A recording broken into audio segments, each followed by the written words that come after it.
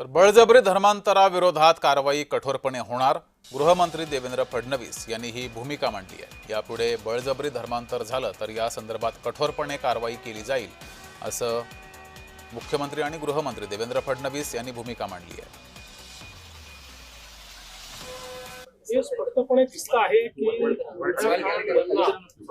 लपवून ठेवण्यामध्ये MIMचे नगरसेवक यांचा हात होता। त्यांच्या पाठीमागे कोण कोण होतं हे देखील शोधून काढलं जाईल। अशा प्रकारे कन्व्हर्जन रॅकेटमध्ये ते इन्व्हॉल्ड आहेत का, कन्व्हर्जन रॅकेटला ते मदत करतायत का, त्यांचा आशीर्वाद त्याला आहे का, सगळं शोधलं। या प्रकरणाला चिघळत ठेवण्याकरता चघळल्या गेलंय असा थेट स्वरूपाचा आरोप आहे आणि पोलिसांच्या नाकाखाली जर आरोपी जे सापडतात आहेत तर यामध्ये पोलिसांनाच जाणून बुजून त्यांना इतके दिवस हे कुठेतरी गायब फरार ठेवायचं होतं की जेणेकरून या प्रकरणाला जातीयतेची आणि द्वेष पसरवणारी जी भावना आहे ती त्यांना निर्माण करायची होती, या प्रकरणाला हवा द्यायची होती।